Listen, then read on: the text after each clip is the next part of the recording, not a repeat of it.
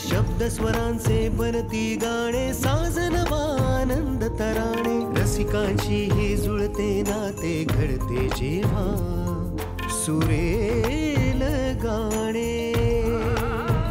कसे हे घडते मनात येते, भेटू बोलू ऐकू तयांच्या गोष्टी गाण्यांच्या, गोष्टी गाण्यांच्या.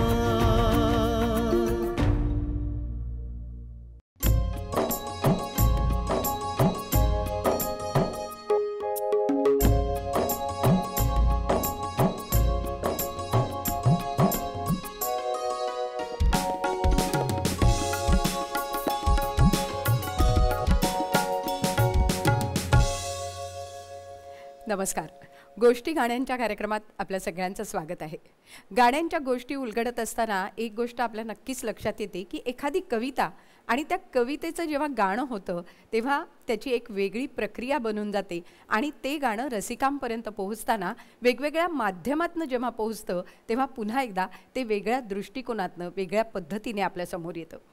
चित्रपटासाठी जेव्हा गाणी बनतात तेव्हा कथेचा आशय विषय लक्षात घेऊन त्यानुसार ते गाणं तयार होतं आणि मग त्या चित्रपटाच्या कथेला पुढे नेणारं असं ते गाणं ठरतं. म्हणूनच मला असं वाटतं की चित्रपटांचा प्रवास जरी बदलत गेला तरीसुद्धा या बदलत्या प्रवासामध्ये गाणीसुद्धा बदलत गेली आणि गाण्यांचा प्रवाससुद्धा एका वेगळ्या पद्धतीने उलगडत गेला. आजच्या चित्रपटात ज्यांची गाणी आपण सातत्याने ऐकतोय असे दोन हरहुन्नरी कलाकार आज आपल्यासोबत आहेत. शास्त्रीय संगीत आणि अभिजात संगीताचा मेळ घालून ज्या माध्यमातनं, ज्या संगीताच्या माध्यमातनं ज्याची कला आपल्यापर्यंत पोहोचते असा अवलिया गायक संगीतकार जसराज जोशी आज आपल्यासोबत आहे. जसराज, स्वागत आहे.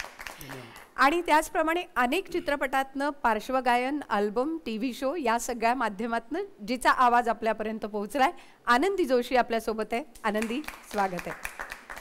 खरं तर तुमच्या दोघांचंही गाणं जे आत्ताच्या पिढीचं प्रातिनिधिक गाणं असं म्हणायला हरकत नाही आणि ते तुम्ही खूप छान पद्धतीने आमच्यापर्यंत आणताय.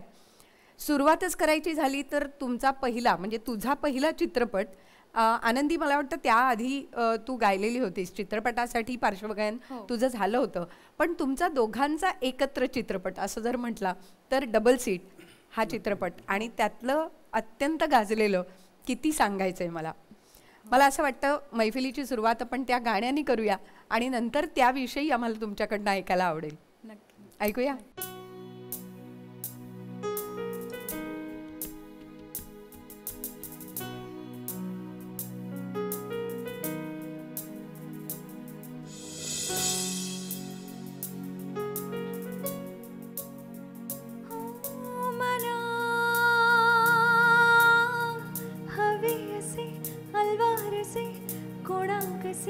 सांगायचे हे गाणे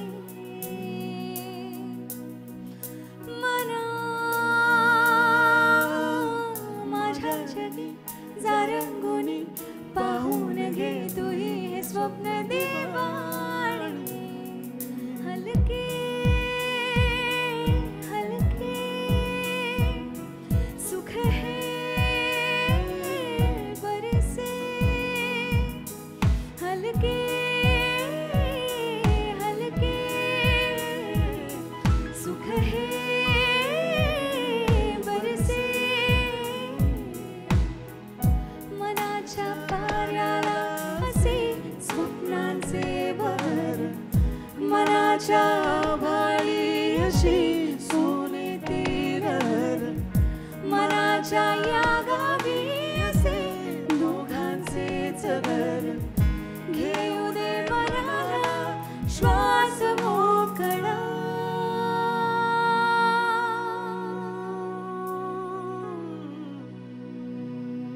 किती सांगायचंय मला, किती सांगायचंय, किती सांगायचंय मला तुला, किती सांगायचंय, किती सांगायचंय मला, किती सांगायचंय, किती सांगायचंय मला तुला, किती सांगायचंय. वा वा. पण मला आधी सांगा की या गाण्याच्या वेळेला तुम्हाला दोघांना असं झालं होतं का की किती सांगायचंय मला? की तेव्हा सुरुवात होती की तेव्हा काहीच नव्हतं? नाही नाही, तेव्हा काहीच नव्हतं. म्हणजे अनेकांना माहीत नाही आहे की आम्ही रिअल लाईफमध्ये सुद्धा वी आर पार्टनर्स. बरोबर. आणि पण किती सांगायचं हे गाणं हे निमित्त होतं जसराजनी मला आयुष्यात पहिल्यांदा फोन करण्याचं. बरं. की गाणं रेकॉर्ड करायचं म्हणून. आणि मला असं आठवतंय की त्यांनी मला असा फोन केला होता आणि मला असं तेव्हाच काहीतरी खूप वेगळं वाटलं होतं की हे जरी आत्ता इट्स फॉर अ सॉन्ग तरी it is going to lead somewhere else असं मला तेव्हा एक वाटलं होतं. पण पुढे अर्थात आम्ही फक्त 3-4 वर्ष कामच करत होतो एकत्र, काही सांगायचं ठरवलं नव्हतं. पण मग ते सांगायचं ठरवलं ते कधी, तो पुढचा टप्पा कधी आला नेमका? खरंच म्हणजे डबल सीटच्या वेळी सांगायचं ठरवण्याचं सांगण्यासारखं म्हणजे काही तोपर्यंत बनलं पण नव्हतं म्हणजे. पण हळूहळू काम करत गेलो एकत्र आणि मग काय सूर जुळत गेले आय गेस. त्यानंतर आम्ही बरेच कामं करत गेलो. मी त्या ऋषिकेश सौरभ जसराज हे जे त्रिकूट आहे संगीतकारांचं, माझी अत्यंत आवडती जोडी नाही म्हणायचं, त्रिकूटच म्हणायला. तर त्यांच्यासाठी मी अनेक गाणी गायले पुढे आणि त्यानिमित्ताने आमच्या भेटीगाठी होत राहिल्या.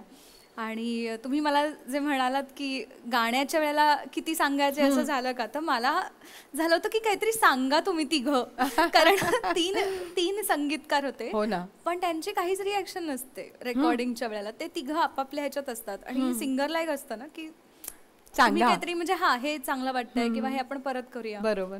मी आपली अशी बघतीये त्यांच्याकडे.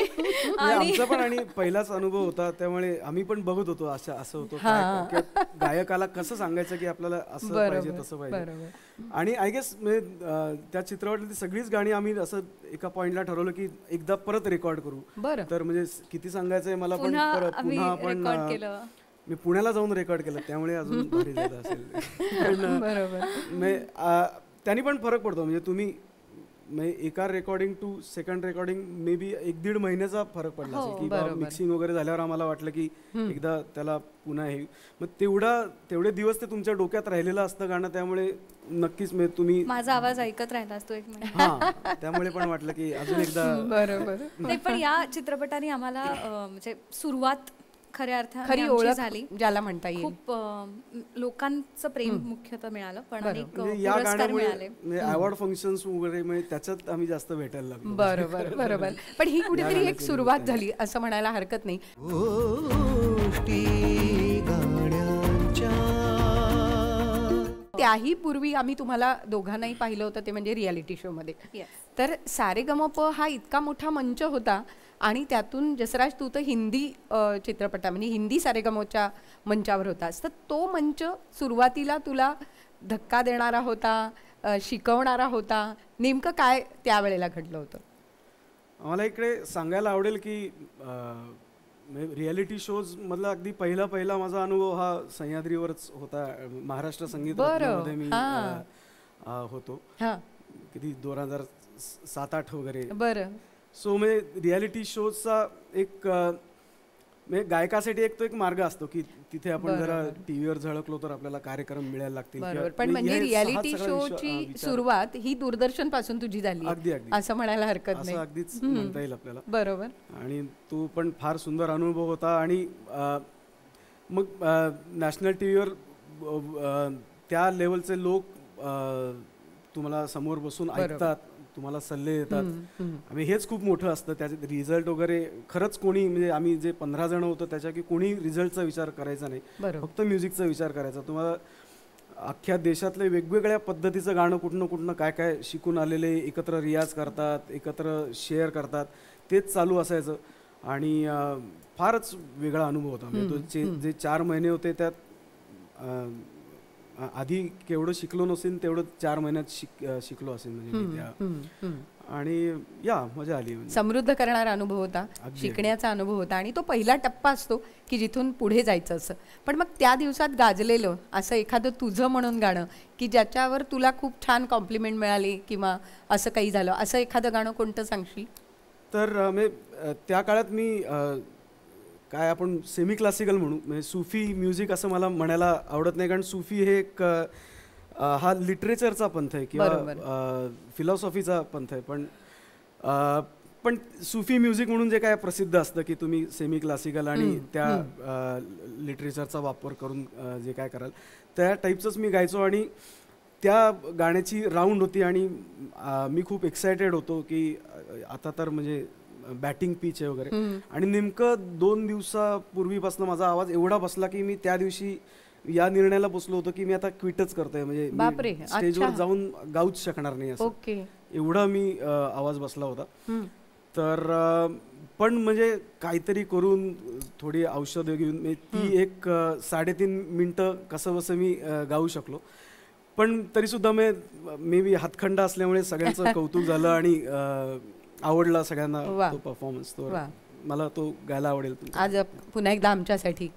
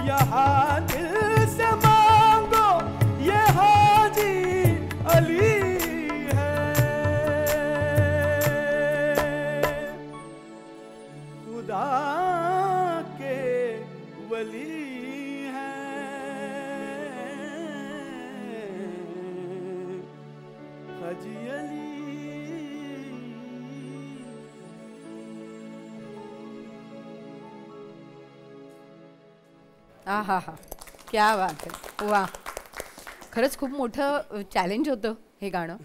आत्ताही तू गातोयस पण तेव्हा गाताना तुला आणखीन मला वाटतं ते चॅलेंजिंग होतं अगदी. आणि म्हणजे वरती म्हणजे जेवढा पोचू शकेल तेवढं वरती जाण्याचा ते गाणं होतं आणि त्यामुळेच पण त्यामुळेच तेव्हा तुझं जे कौतुक झालं त्या कौतुकानेच पुढे आज पुढचा प्रवास आणखीन मार्गी लागला असं म्हणायला हरकत नाही.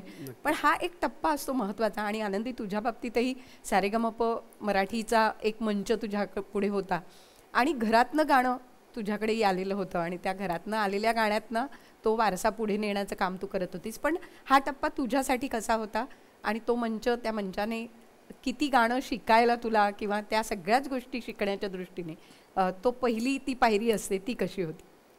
अगदी खरं आहे. माझे वडील विजय जोशी जे शास्त्रीय गायक होते आणि मी त्यांच्याकडे कायम गाणं शिकले. पण माझं मन हे कायम मला एक प्लेबॅक सिंगिंग, जसं आत्ता पण पिया हजेली हे गाणं ऐकलं, रेहमान सरांचं गाणं, रेहमान सरांच्या म्युझिकमुळे खूप लहान असल्यापासून माझ्या एक डोक्यात एक असं बसलं होतं की आपला आवाज कॅसेटमध्ये असायला पाहिजे. तेव्हा कॅसेट्स होत्या. सो ते एक प्लेबॅकचं एक भूत म्हणू शकतो आपण.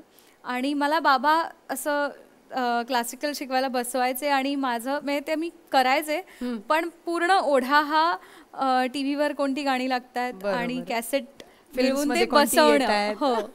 सो रियालिटी शो माझ्यासाठी जेव्हा मी नुकती 10वीची परीक्षा दिली होती आणि तेव्हा मला असं झालं की पुढे आपल्याला प्लेबॅकच्या क्षेत्रात जर काम करायचं आहे तर आता रियालिटी शो हे खूप उत्तम माध्यम आहे की लोकांपर्यंत पोहोचण्याचं आणि स्वतःला तपासण्याचं की आपण किती पाण्यात आहोत, आपण पुढे करू शकू का.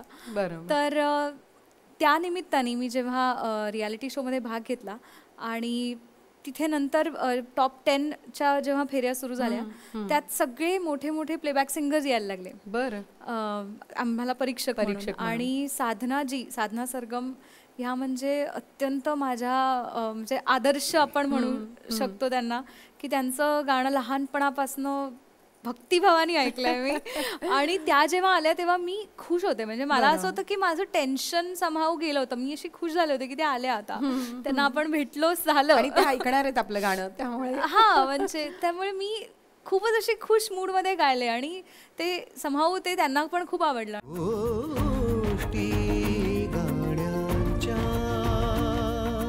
त्यांचा जो दिवस होता परीक्षिका म्हणून, त्या दिवशीचं परफॉर्मर ऑफ द डेचं त्यांनी बक्षीस मला दिलं. ते म्हणजे त्यांना मी आवडले हे माझ्यासाठी खूप महत्वाचं. सगळे किताब तुला त्या दिवशी मिळून गेले. अगदी मला खरंच स्पर्धा जिंकल्यासारखं त्या दिवशी वाटलं. सो ते गाणं मला गायला आवडेल. आज पुन्हा एकदा त्या मंचाची आठवण आणि पुन्हा एकदा आम्हाला तू त्यावेळेला गायली होतीस ते पुन्हा एकदा आठवण. हो.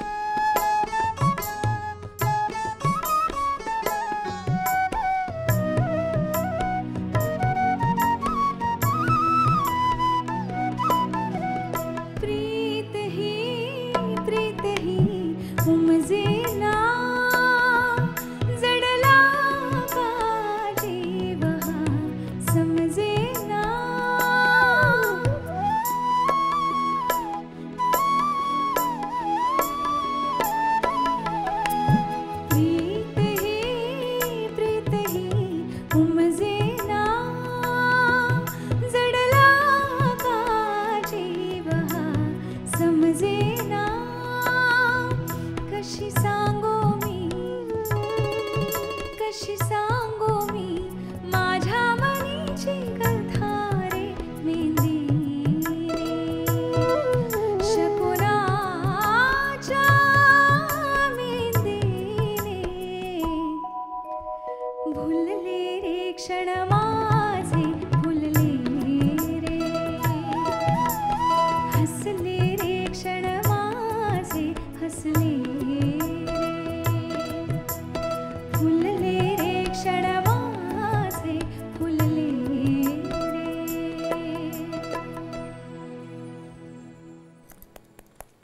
पण खरंच ही गाणी जी गायलेली आहेत आधी आणि इतक्या सगळ्या दिग्गज गायकांनी गायलेली गाणी, संगीतकारांनी संगीतबद्ध केलेली गाणी, आणि ती गाणी गाताना एक जास्त आव्हान होतं असं वाटलं त्यावेळेला.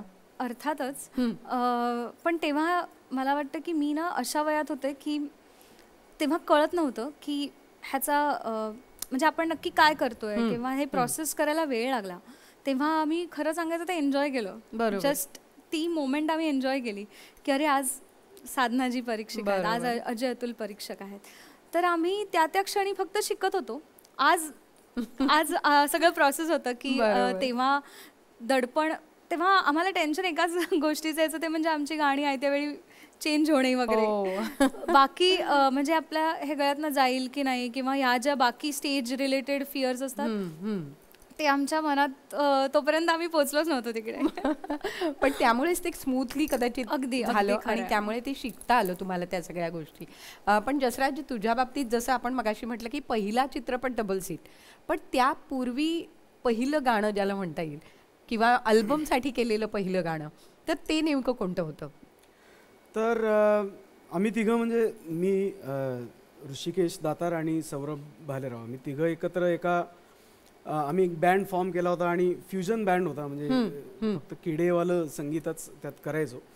आणि एक ते असं करत होतो, काय काय छोटे मोठे प्रोजेक्ट्स टाईप तिघं मिळून एकत्र असं काय काय सुरू केलं होतं जस्ट. आणि एक आम्हाला कळलं की कमलेश दादानी, म्हणजे कमलेश भडकमकरची संस्था आहे, आय गेस मनसा नाव आहे. तर त्या अंतर्गत त्यांनी एक खूप छान उपक्रम केला होता की एका अल्बममध्ये 29 नवीन संगीतकार, त्याचबरोबर नवीन गायक आणि आय गेस लिरिसिस्ट पण खूप नवीन, संगीतकार संमेलन 2010 केलं होतं. येस.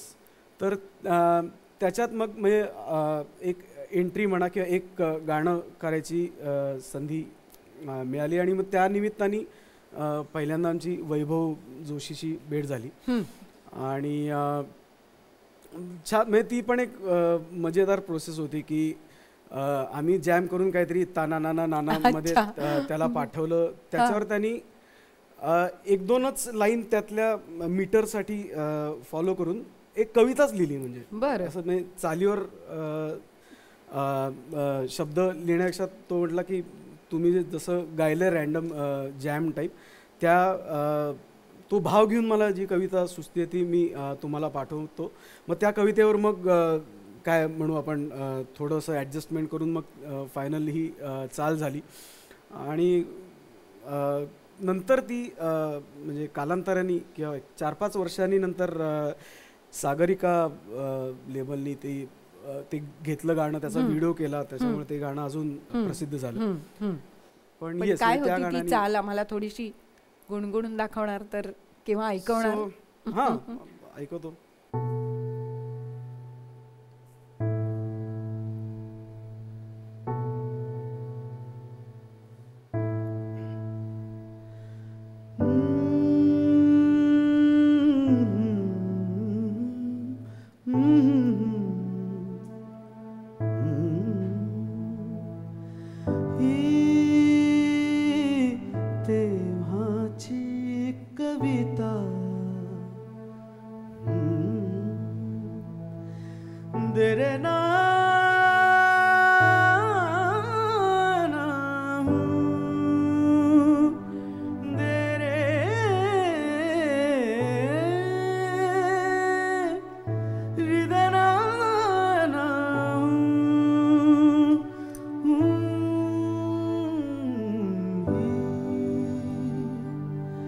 तेव्हाची कविता कोरी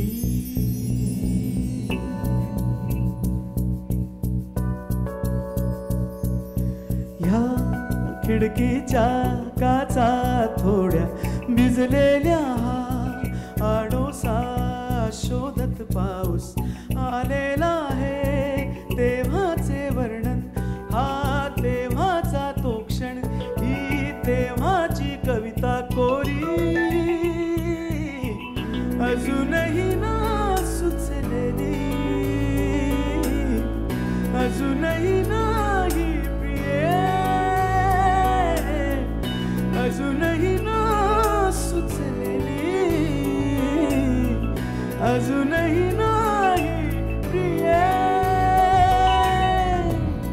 खिडकीच्या काचा थोड्या भिजलेल्या आडोसा शोधत पाऊस आलेला आहे तेव्हाचे वर्णन हा तेव्हाचा तो क्षण ही तेव्हाची कविता कोरी अजूनही ना सुचलेली अजूनही नाही प्रिये अजूनही ना सुचलेली अजूनही नाही प्रिये. वाह. पण हे फ्युजन जी स्टाईल आहे तुझी खऱ्या अर्थाने तुमच्या तिघांची, तर हे मुळात सुचलं कसं आणि तुम्ही तिघांनी एकत्र यायचं हे कधी ठरलं? कॉलेजच्या काळात जे इन्फ्लुएन्सेस होते आमच्यावर, एकतर शक्तीचा खूप मोठा इन्फ्लुएन्स होता. शंकर महादेवन आणि शक्ती बँड, त्याचे सगळे जे काही रेकॉर्डिंग्स होते त्याची पारायणं आम्ही करायचो. त्यांचा साहिबा अल्बम आला होता त्या काळात, तो आम्ही ती गाणी आम्ही गायचो सुद्धा शोजमध्ये वगैरे. आणि तिथनं इन्स्पिरेशन मिळू लागलं की क्लासिकलचं जे काय आपण म्हणून नॉलेज आहे, जी काय इन्फॉर्मेशन आहे ती वेगवेगळ्या पद्धतीने वेगवेगळ्या ठिकाणी आपल्याला इम्प्लिमेंट करता येते आणि वेगवेगळ्या पद्धतीने सौंदर्य निर्मिती करता येते. म्हणजे हे पहिल्यांदा मला असं म्हणता येईल की शंकरजींकडे पाहून मला इन्स्पायर झालो मी की इसमें कुछ मजा आहे, किडे आहे. म्हणजे ऋषिकेशची एक वेगळीच बॅकग्राऊंड, म्हणजे तो दातार शैला दातारांचा मुलगा आणि बखले घराणं वगैरे पूर्ण क्लासिकलच्या याच्यात पाया. आणि तो गुपचूप मेटालिका ऐकायचा, म्हणजे घरी परवानगी नाही तरी सुद्धा ड्रम शिकला वाजवायला आणि तो पूर्ण रॉक बॅकग्राऊंडला गेला तो. तिसरा सौरभ हा फुल जॅझी आणि रेहमान भक्त. असे वेगवेगळ्या आम्ही तिघच एकत्र फ्युजन होतो, म्हणजे एकत्रच काय काम करायचो.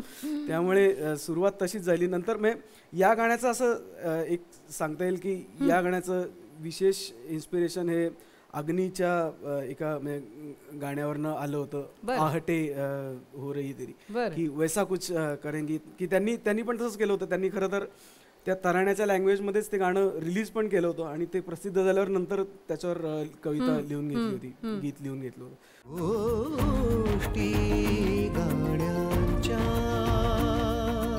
सो आम्ही जे काय करायचो त्यातनंच बाहेर येत आपण असं काहीतरी करू असं झालं की फ्युजनचंही स्टार्ट करते. आणि मग अनेक प्रयोग झाले. मला असं वाटतं की तुम्ही इतके प्रयोग केलेत वेगवेगळे, पण गायक म्हणून चित्रपटातनं जसं डबल सीट हा संगीतकार म्हणून तुझा पहिला चित्रपट होता, तसं परतू या चित्रपटातनं एक गायक म्हणून तुला एक चांगला स्कोप मिळाला असं म्हणायला हरकत नाही.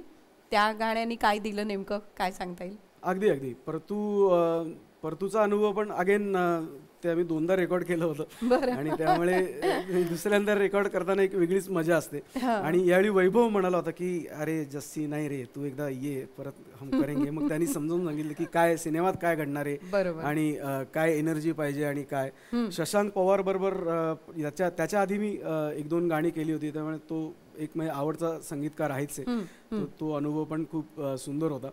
आणि तरी म्हणजे मला ते गाणं येईपर्यंत असं वाटलं नव्हतं की ते एवढं आवडेल लोकांना आणि एवढं काय म्हणू आपण कॅच होईल. आणि पण ते ॲक्च्युली पहिली रिॲक्शन मला आनंदीकडनंच आली होती त्या गाण्याची, मला आठवतंय. सो मला ते गाणं लूपवर ऐकायला लागले होते आणि कदाचित त्या गाण्यामुळे मग मी त्याला जास्त जीव पिसाटला खऱ्या अर्थाने असं म्हणता येईल. पण खरंच आम्हाला आज ऐकायला आवडेल ते नक्की.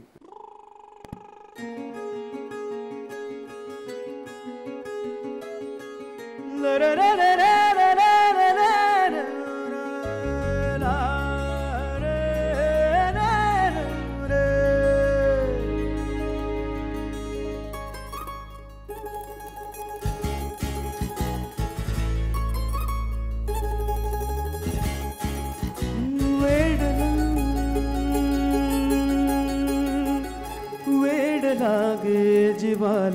बघूनी तुला पास असूनी तुझी आस लागे मला वेड लागे जीवाला बघूनी तुला पास असूनी तुझी आस लागे मला पाजणी नकोसा दुरावा तुझा श्वास माझा म्हणू की पुरावा तुझा काय होणार माझे कळे ना मला प्रेम छळते किती आहे मला तुला जीव पिसाटला पिसाटला रामा जीव पिसाटला पिसाटला रामा ओ जीव पिसाटला पिसाटला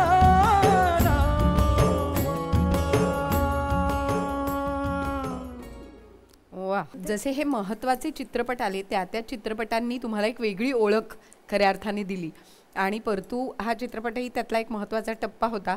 तसा आनंदी तुझ्या बाबतीत दगडी चाळ हा एक महत्त्वाचा चित्रपट आणि स्पेशली मन धागा धागा, तर ते गाणं इतकं गाजलं आणि त्या गाण्याच्या वेळेला नेमकं काय घडलं होतं आणि ते गाणं तुझ्याकडे कसं आलं?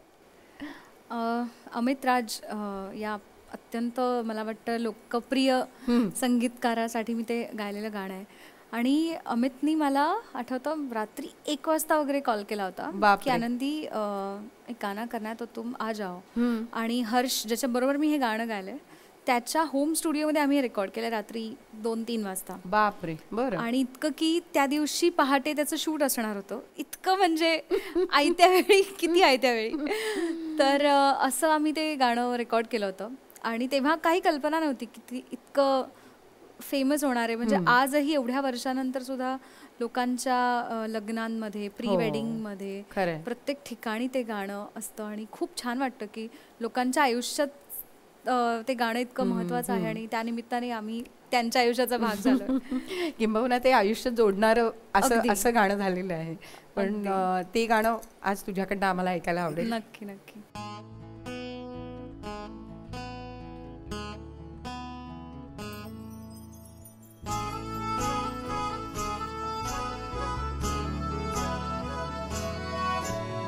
कसे कसे बोलायचे, कसे कसे बोलायचे न बोलता आता तुझ्या सवे तुझ्या विना असायचे आता. दुनिया रोज तुला जपायचे आता. सांग जरा असे कसे लपायचे आता. मन धागा धागा जोडते नवा, मन धागा धागा रेशमी दुआ. मन धागा धागा जोडते नवा, मन धागा धागा रेशमी दुआ.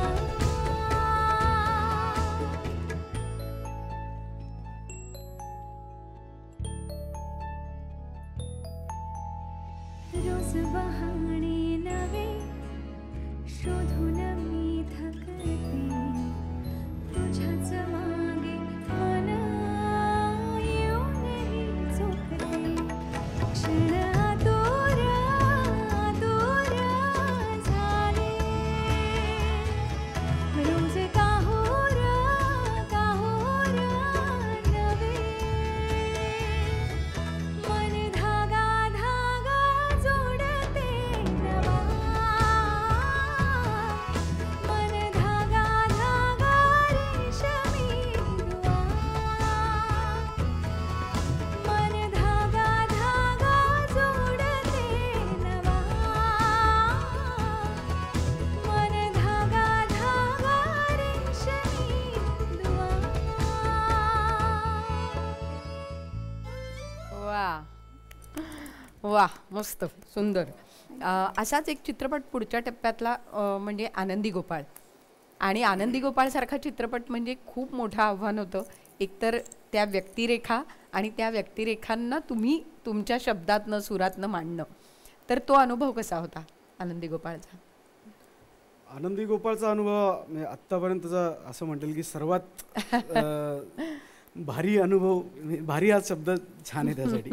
कारण एकतर ते प्रवास तो 1-1.5 वर्षाचा तरी होता, म्हणजे जर्मपासनं किंवा पहिल्या कन्सेप्टपासनं की समीर म्हणाला की आनंदी जोशींवर सिनेमा करतोय, असं असं आहे तर विचार करायला घ्या, असं तेव्हापासनं आम्ही तिघं आणि वैभव असे जॅम करायला लागलो, बसायला लागलो. बरोबर. आणि म्हणजे सगळे जोशी एकत्र आले. आनंदीबाई जोशी, वैभव जोशी, या आनंदीबाई जोशी आणि जसराज जोशी, म्हणजे खूपच म्हणजे अशी ही एक हिस्ट्री घडली म्हणायची. नक्कीच जोशी जोशी. सो म्हणजे एक एक गाण्यासाठी आम्ही सगळ्यांनीच वेगवेगळ्या, आम्ही एकतर त्या काळाचा रेकॉर्डेड रेफरन्स ॲज सच आपल्याकडे नाही आहे. म्हणजे आपल्याला एवढंच माहिती आहे की साधारण त्या काळात किर्लोस्करांनी संगीत नाटक सुरू केलं, तर म्हणजे आम्ही तोच एक पॉईंट धरून एक्सप्लोअर करायला लागलो की त्या सारखं म्युझिक काय कसं असेल. बरोबर. मग करता करता ॲक्च्युली आम्ही म्हणजे गाणी त्यात अल्बममध्ये 5 असतील, पण आम्ही केली म्हणजे प्रॉपर रेकॉर्ड आणि फक्त मिक्स राहिले या लेवलला 9 गाणी केली असतील. 9 गाणी आहेत. बरं. त्यातली 5 म्हणजे वेगवेगळे ऑप्शन्स म्हणा, पण आम्ही म्हणजे खूप वेगवेगळ्या याच्यात प्रकारात किंवा वेगवेगळ्या रागांमध्ये जाऊन काय करता येईल याचा विचार करत होतो. वैभव पण म्हणजे शब्दकळा वेगळी कशी आणता येईल, त्या काळाचा काय भान ठेवून करता येईल.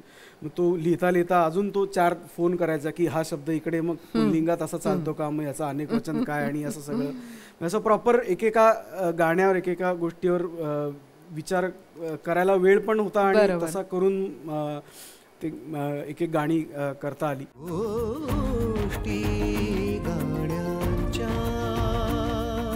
आनंद घनाबद्दल ऐकायला आधी आवडेल आम्हाला. आनंद घना या गाण्यात ॲक्च्युली मी खूप नंतर इन झाले. हे गाणं ऑलरेडी रेकॉर्ड झालं होतं आणि ते सुंदरच वाटत होतं ऑलरेडी. पण समीरचं आणि इतर दोघांचं ऋषिकेश आणि सौरभचं असं म्हणणं होतं की आनंदी तू पण एकदा गा. जसराजचं असं काही फार म्हणणं नव्हतं. बरं. तर तेव्हा मी त्याच्यात गायले आणि मग ऋषिकेश रानडे म्हणजे एक डुएट, आधी ते सोलो असणार होतं, मग डुएट चा त्याच्यात एक विचार सुरू झाला की दोघांच्या इमोशन्स त्याच्यात कशा दाखवता येतील. आम्हाला गाताना हाच थॉट होता की आपण आज जे सगळं आज एक स्टायलाइज्ड सिंगिंग आपण गातो, म्हणजे बॉलिवूड आहे, सगळ्या चित्रपटांसाठी आजच्या कथा असतात कारण आजची पात्र असतात, तर त्यावेळेचं गाणं आपण करतोय. मोंटाज सॉन्ग आहे की त्यांचे सीन्स असणार आहेत त्या गाण्यावर, ते गात नाही आहेत प्रत्यक्ष, पण तर ते मॅच करताना आपलं कुठे असं स्टायलाइज्ड किंवा आत्ताच्या काळातलं नाही वाटलं पाहिजे. त्या काळाला अनुरूप असं भाव सुद्धा आणि ओव्हरऑल फील त्या गाण्याचा तसा वाटायला हवा, हा आमचा कटाक्ष होता. आणि ऋषिकेश रानडे आपल्या सगळ्यांचाच आवडता गायक आणि मला वाटतं त्याच्यापेक्षा दुसरं कोणी या गाण्याकरता कास्टिंग असूच नाही शकत. सो मला खूप आनंद आहे की हे अतिशय सुंदर गाणं माझ्या वाट्याला आलं. फायनली बहुतेक ते येणार होतं आणि ते फायनली झालं. ऐकूया थोडं.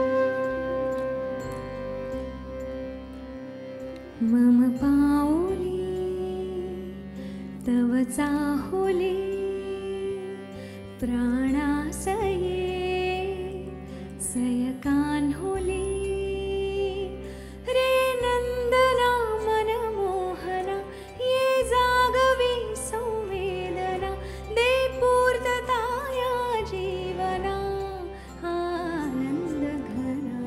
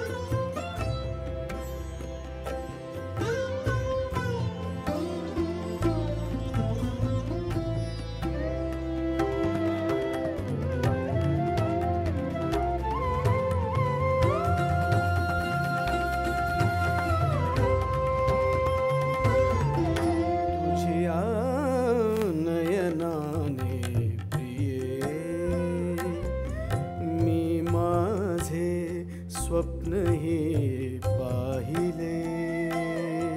तू माझे मी पण जणू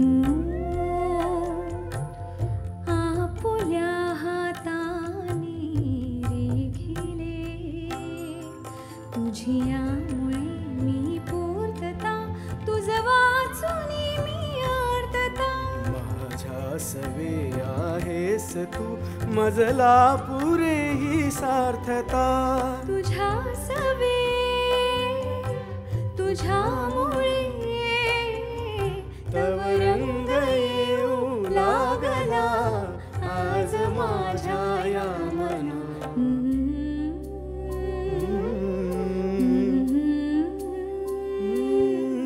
प्राणासये सय कान्हुली रे नंदना मनमोहना. ये जागवी संवेदना दे पूर्तता या जीवना. आनंद घना मम पाऊली तव चाहुली.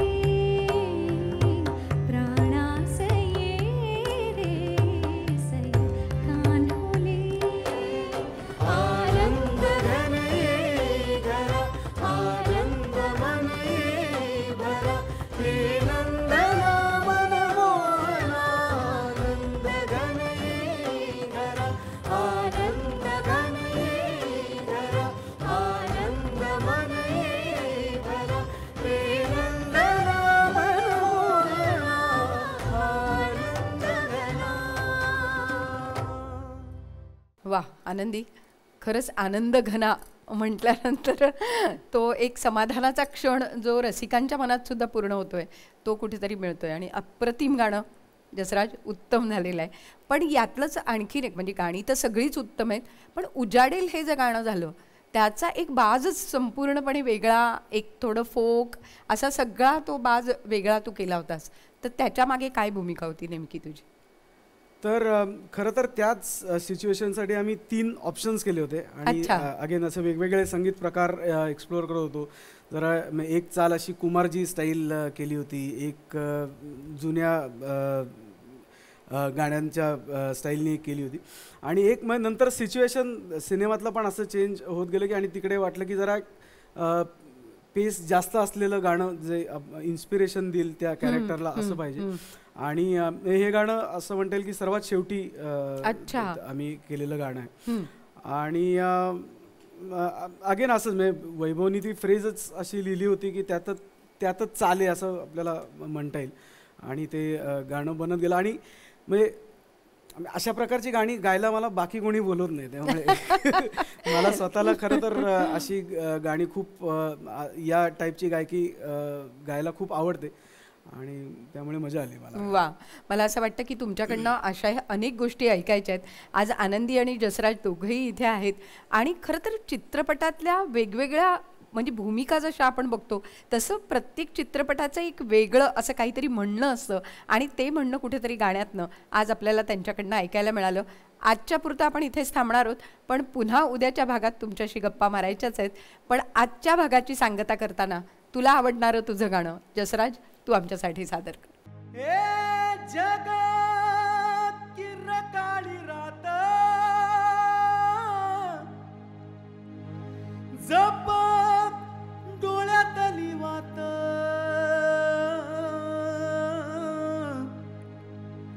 हे झुंझुंझु होत आलजी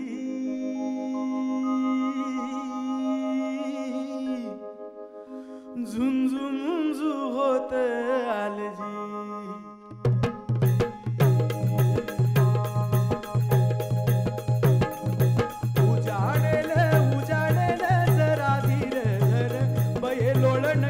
सूर्याची किरण तुझ्या पायावर ग उजाडेल उजाडेल जरा धीर धर बये लोळण घेतील सूर्याची किरण तुझ्या पायावर. पुढच्या वळणावर पहाट तुझी बघती या वाट घर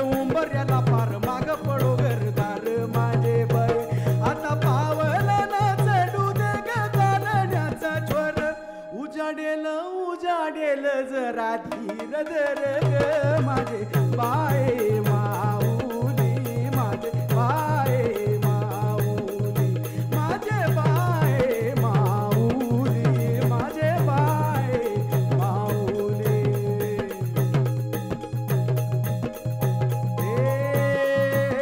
झळाळेल चाहुलीन उभं चराचर बय सोन्याला रुपयाला हिऱ्याला मोत्याला नाही तुझी सर बय सोन्याला रुपयाला